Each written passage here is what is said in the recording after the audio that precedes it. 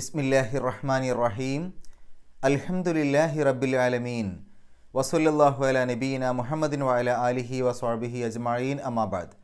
പ്രിയമുള്ള ഖുർആൻ പഠിതാക്കളെ, അസ്സലാമു അലൈക്കും വറഹ്മത്തുള്ളാഹി.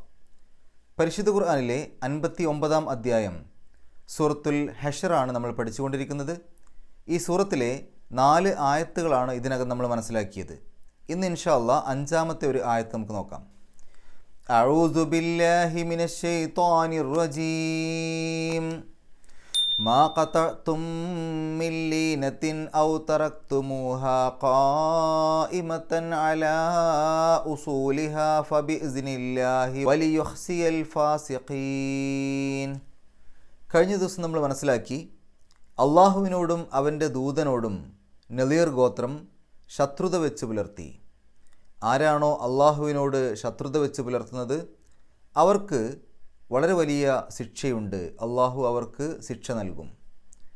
ശേഷം അള്ളാഹു പറയുന്നു, മാ ഖതഅതും മിൻ ലീനത്തിൻ ഔ തറക്തുമുഹാ ഖായിമതൻ അലാ ഉസൂലിഹാ ഫബിഇസ്നില്ലാഹി വലിയുഖ്സിയൽ ഫാസിഖീൻ. മാ ഖതഅതും, ഖതഅ എന്ന് പറഞ്ഞാൽ മുറിച്ചു എന്നാണ് അർത്ഥം. അതിൻ്റെ കൂടെ അൻതും എന്ന് ചേരുമ്പോൾ ആ ഖതഅയുടെ അവസാനത്തിലുള്ള ഐനിന് സുക്കൂനിട്ടിട്ടാണ് തും എന്ന് ചേർക്കുക. ഖതഅ പ്ലസ് അൻതും, ഖതഅതും. ഖതഅതും എന്ന് പറഞ്ഞാൽ നിങ്ങൾ മുറിച്ചു. അതിൻ്റെ മുമ്പിൽ മാ എന്നുള്ള പദമുണ്ട്. മാ എന്ന് പറഞ്ഞാൽ അത് എന്നർത്ഥം. മാ എന്നുള്ളതിന് പല അർത്ഥങ്ങളുണ്ട്. ഇവിടെ അത്, യാതൊന്ന്. മാ ഖതഅതും, നിങ്ങൾ മുറിച്ചത്. മിൻ ലീനത്തിൻ, ലീനുൻ എന്നുള്ളതിൻ്റെ ബഹുവചനമാണ് ലീനത്ത്.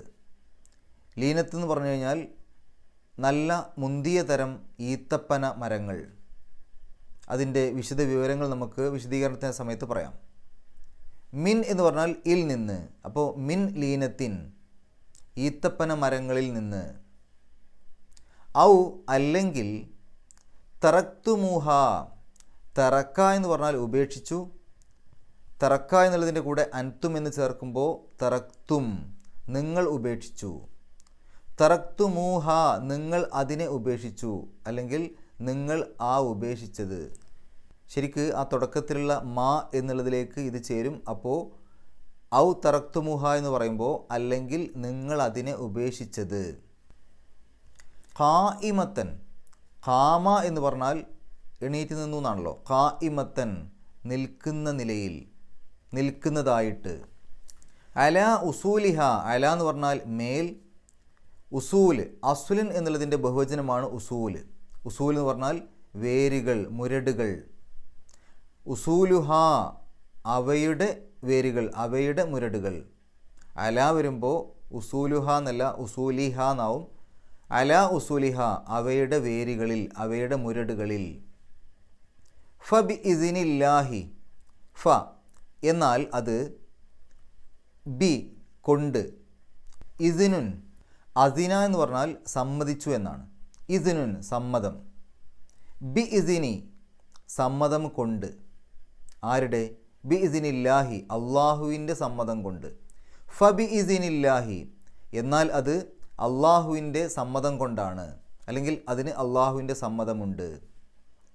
വലിയുഖ്സിയ, അഹ്സ എന്ന് പറഞ്ഞാൽ അപമാനപ്പെടുത്തി, വഷളാക്കി എന്നൊക്കെയാണ്. അതിൻ്റെ മുളാരി യുഹ്സി, അപമാനിക്കുന്നു, വഷളാക്കുന്നു. അതിൻ്റെ തുടക്കത്തിൽ ലീ ചേരുമ്പോൾ ലി യുഹ്സിയ, അപമാനിക്കാൻ വേണ്ടി, വഷളാക്കാൻ വേണ്ടി. അതിൻ്റെയും തുടക്കത്തിലൊരു വാവുണ്ട്. വ ലി യുഹ്സിയ, അപമാനിക്കുവാനും വേണ്ടി, വഷളാക്കുവാനും വേണ്ടി. എന്നർത്ഥം കിട്ടും വാവ് ചേരുമ്പോൾ. ആരെ അപമാനിക്കാൻ? അൽ ഫാസിഖീൻ. ഫസഖ എന്ന് പറഞ്ഞാൽ തെറിച്ചു എന്നാണ്. എന്തെങ്കിലും ഒരു സാധനം തെറിച്ചു പോവില്ലേ, തെറിച്ചു എന്നാണ് ഫസഖ. ഫാസിഖ്, തെറിച്ചവൻ, തെറിച്ചത്. ശരിക്ക് ഒരു നല്ലൊരു കൂട്ടത്തിൽ നിന്ന് ഒരു സാധനം മാത്രം തെറിച്ചു പോയി കഴിഞ്ഞാൽ അത് വേറിട്ട് നിൽക്കുന്നതാണ്. അതേപോലെ നല്ല ആളുകളിൽ നിന്ന് ആ രൂപത്തിലല്ലാതെ പ്രവർത്തിക്കുന്ന, മാറി നിൽക്കുന്ന, അല്ലെങ്കിൽ വേറിട്ട് പ്രവർത്തിക്കുന്ന, തെറ്റായ രൂപത്തിൽ പ്രവർത്തിക്കുന്ന ഒരാൾ, അതാണ് ഫാസിഖ്.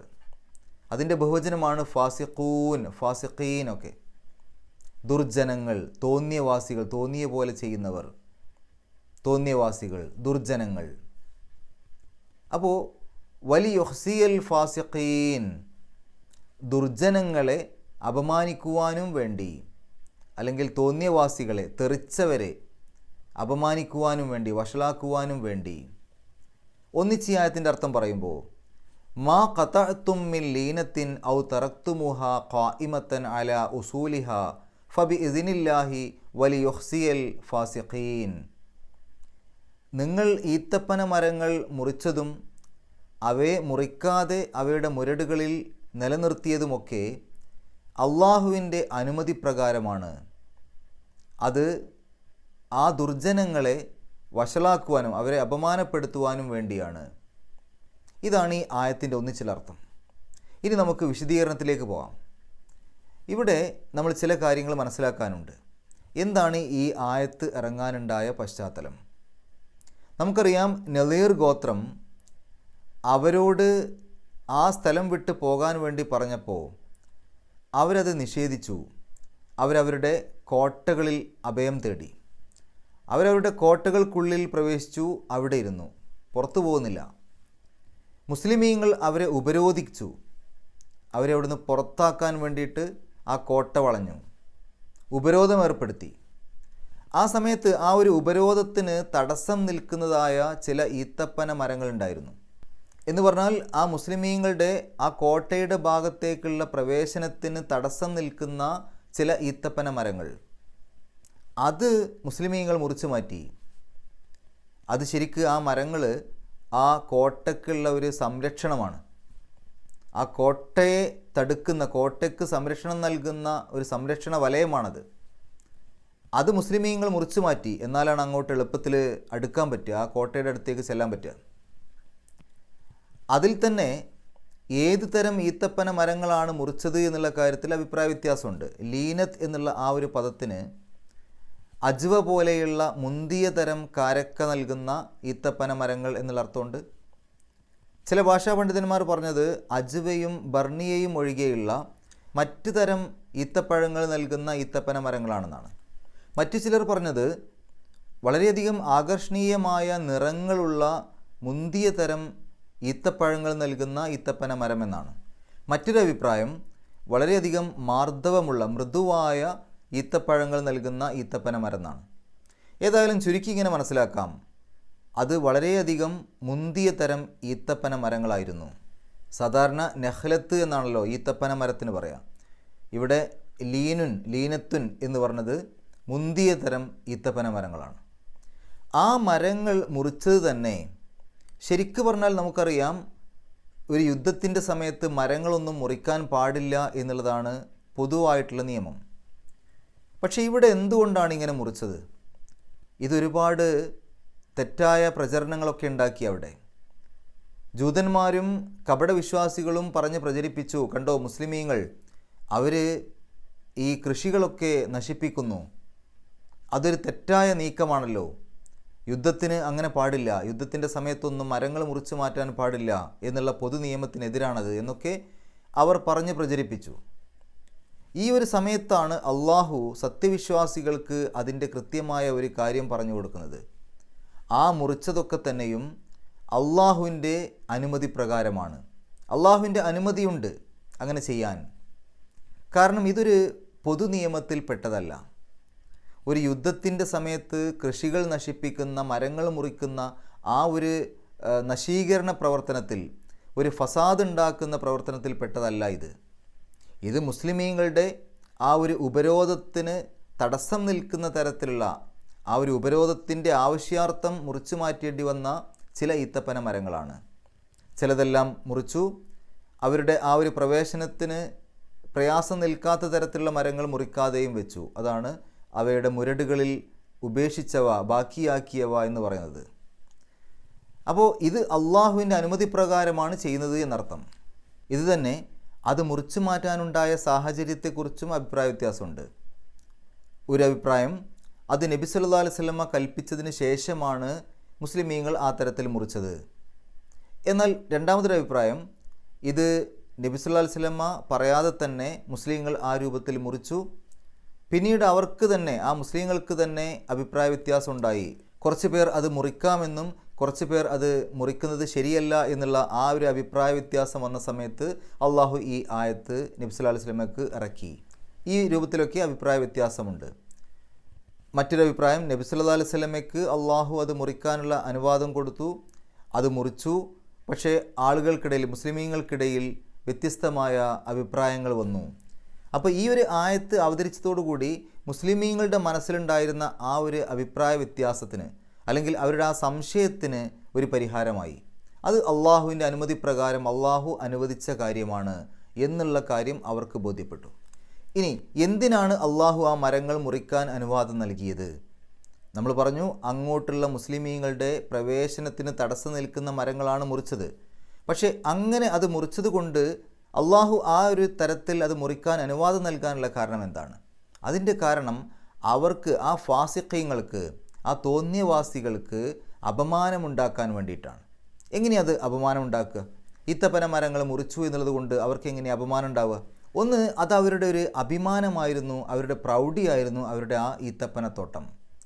അത് മുറിക്കുന്നതോടുകൂടി അവരുടെ അഭിമാനത്തിനേൽക്കുന്ന ക്ഷതമാണത്, അവരുടെ അഭിമാനത്തിനേൽക്കുന്ന കോട്ടമാണത്. അവർക്കത് തടയാൻ പറ്റുന്നില്ല, അതവർ കണ്ടു നിൽക്കേണ്ടി വരികയാണ്. അതുകൊണ്ട് തന്നെ അവർക്ക് ആകെ ഒരു അപമാനം വരികയാണ്.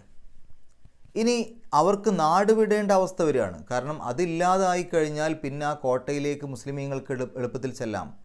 അതോടുകൂടി ആ കോട്ടയെ അവർ പിടിച്ചടക്കുമെന്നുള്ള ഘട്ടം അവർക്ക് മനസ്സിലായി. അപ്പോൾ ആ ഒരു രൂപത്തിൽ അവരവിടുന്ന് നാട് വിടേണ്ടി വരികയാണ്. മാത്രവുമല്ല, ഇത് അവരുടെ വലിയൊരു വരുമാന മാർഗവുമാണ്. ആ നദീർ ഗോത്രത്തിൻ്റെ ഒരു വലിയ വരുമാന മാർഗമാണ് ഈ ഈത്തപ്പനത്തോട്ടം. അതില്ലാതായി കഴിഞ്ഞാൽ പിന്നീട് അവർക്ക് അവിടുന്ന് പോവേണ്ടി തന്നെ വരും. ഇനി അവിടെ നിൽക്കാൻ സമ്മതം കൊടുത്താൽ പോലും അവർക്ക് വരുമാനമില്ല, അതുകൊണ്ട് തന്നെ അവിടുന്ന് പോവേണ്ടി വരും.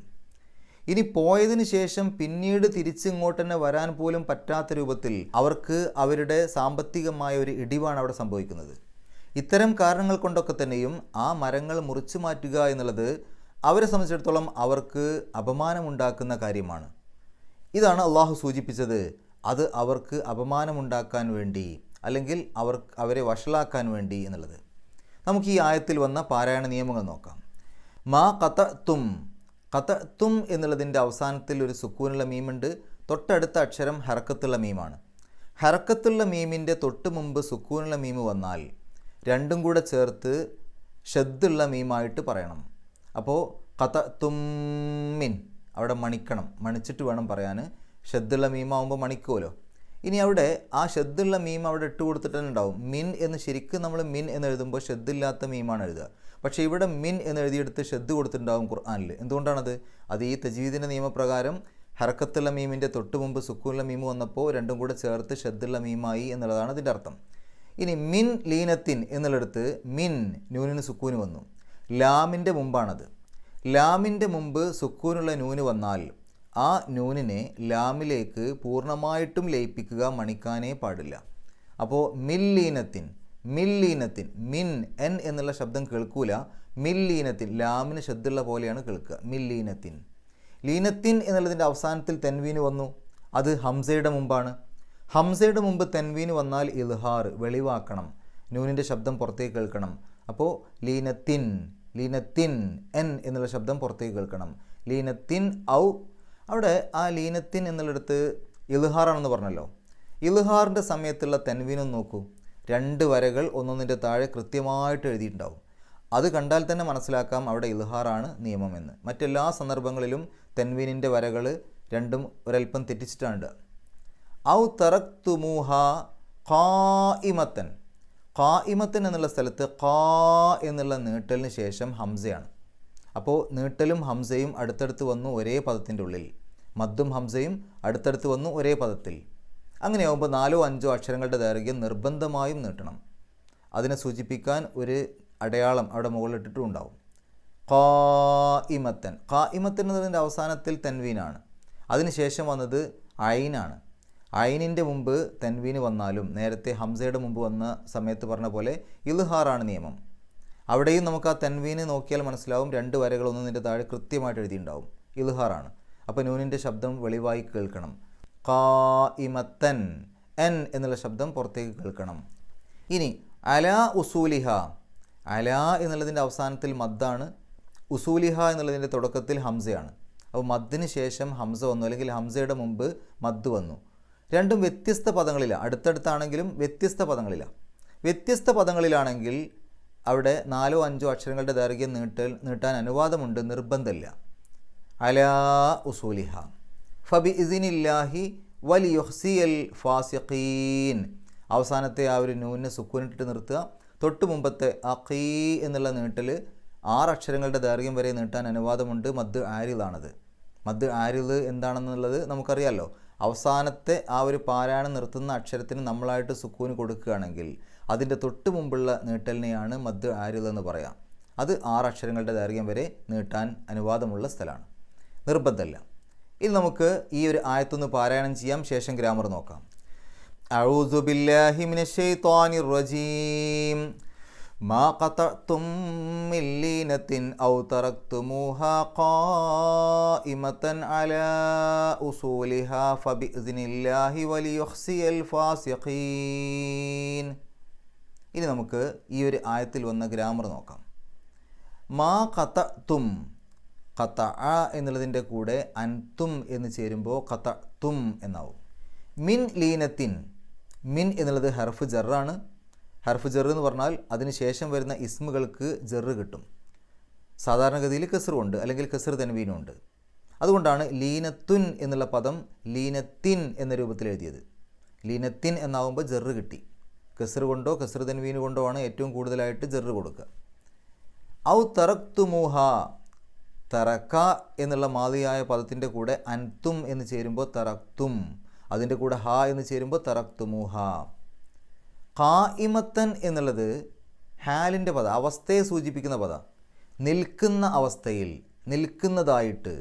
അതുകൊണ്ടാണ് അതിന് ഖായിമത്തൻ അവസാനത്തിൽ നെസ്ബ് കിട്ടിയ രൂപത്തിൽ എഴുതിയത്. ഹാലിൻ്റെ പദങ്ങൾ നെസ്ബുള്ള രൂപത്തിലാണ് എഴുതുക. അവിടെ നെസ്ബ് കിട്ടിയെന്ന് പറഞ്ഞാൽ ഫതഹ് തൻവീനാണല്ലോ. ഫതഹോ ഫതഹ് തൻവീനോ ഒക്കെ നെസ്ബിനെ സൂചിപ്പിക്കും. ഏറ്റവും കൂടുതലായിട്ട് നെസ്ബിനെ സൂചിപ്പിക്കുന്നത് ഫതഹ് കൊണ്ടും ഫതഹ് തൻവീന് കൊണ്ടുമാണ്. അലാ ഉസൂലിഹ, നേരത്തെ മിൻ പറഞ്ഞ പോലെ അല എന്നുള്ളതും ഹർഫ് ജറാണ്. ആ അല എന്നുള്ളതിന് ശേഷം വരുന്ന ഇസ്മിന് ജറ് കിട്ടണം. അതുകൊണ്ടാണ് ഉസൂലു എന്നുള്ളത് ഉസൂലി എന്നാക്കി മാറ്റിയത്.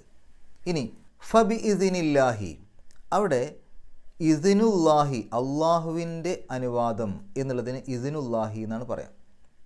അപ്പോൾ അവിടെ ഇസിൻ എന്നുള്ള പദത്തെ അള്ളാഹു എന്നുള്ള പദത്തിലേക്ക് ചേർത്തു. ഒരു പദത്തെ മറ്റൊരു പദത്തിലേക്ക് ചേർത്തി പറയുമ്പോൾ അവിടെ നമ്മൾ മുലാഫിൻ ഇലൈഹി പ്രയോഗം എന്നാണ് പറയാം. ഏതിലേക്കാണോ ചേർക്കുന്നത് അതിന് മുലാഫിൻ ഇലൈഹി എന്ന് പറയും. അതിന് എപ്പോഴും ഇറാബ് ജറായിരിക്കും.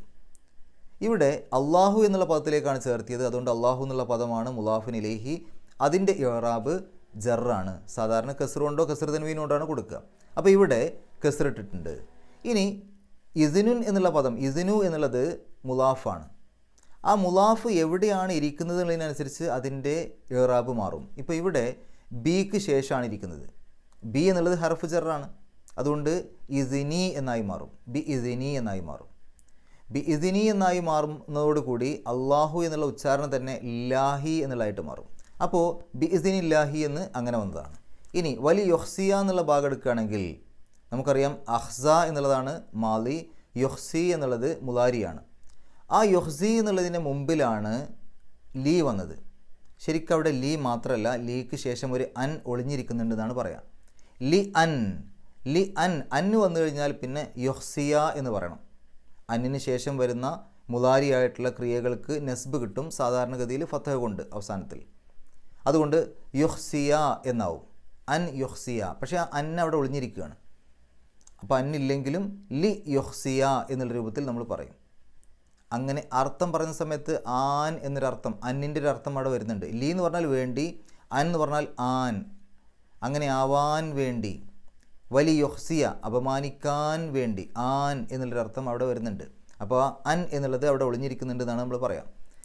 ഇനി ആർക്കാണ് അപമാനം ഉണ്ടാക്കുന്നത്? അത് ഫാസിഖീങ്ങൾക്കാണ്. എന്ന് പറഞ്ഞാൽ ഫാസിഖൂൻ എന്നാണ് ശരിക്കും അവിടെ പദം. അത് മഫ്ഊലും ബിഹിയുടെ ഭാഗത്ത് വന്നു. ആർക്കാണ് എന്നുള്ളതിൻ്റെ ഉത്തരം കിട്ടുമ്പോൾ അത് മഫ്ഊലും ബിഹിയാണ്, ഒബ്ജക്റ്റാണ്, കർമ്മാണ്. അങ്ങനെ മഫൂലും ബിഹിയുടെ സ്ഥാനത്ത് വരുന്ന പദങ്ങൾക്ക് നെസ്ബ് കിട്ടണം. ഫാസിഖൂൻ എന്നുള്ള രൂപം റഫ്ഇൻ്റെ രൂപമാണ്. ഫാസിഖീൻ എന്നുള്ള രൂപമാണ് നെസ്ബിൻ്റെ രൂപം. അതുകൊണ്ട് ഫാസിഖൂൻ എന്ന് എഴുതാതെ ഫാസിഖീൻ എന്ന് അവിടെ എഴുതാനുള്ള കാരണം അത് നെസ്ബിൻ്റെ സ്ഥാനത്തായതുകൊണ്ടാണ്. എന്താണ് നെസ്ബ് കിട്ടാൻ കാരണം? മഫൂലും ബിഹി ആയതുകൊണ്ട്. ഇത്രയും കാര്യങ്ങളാണ് ഈ ഒരു ആയത്തിൽ നമ്മൾ മനസ്സിലാക്കേണ്ടത്. അള്ളാഹു പരിശുദ്ധ ഖുർആൻ ഏറ്റവും നല്ല രൂപത്തിൽ പഠിക്കുവാനും അത് ജീവിതത്തിൽ പകർത്തുവാനും കഴിവിൻ്റെ പരമാവധി മറ്റുള്ള ആളുകൾക്ക് എത്തിച്ചു കൊടുക്കുവാനുമുള്ള സന്മനസ്സും തൗഫീക്കും സൗഭാഗ്യവും നമുക്ക് ഏവർക്കും പ്രദാനം ചെയ്യുമാറാകട്ടെ. വാഹിർ ദഅ്വാന അൽഹംദുലില്ലാഹി റബ്ബിൽ ആലമീൻ. അസ്സലാമു അലൈക്കും വറഹ്മത്തുള്ളാഹി.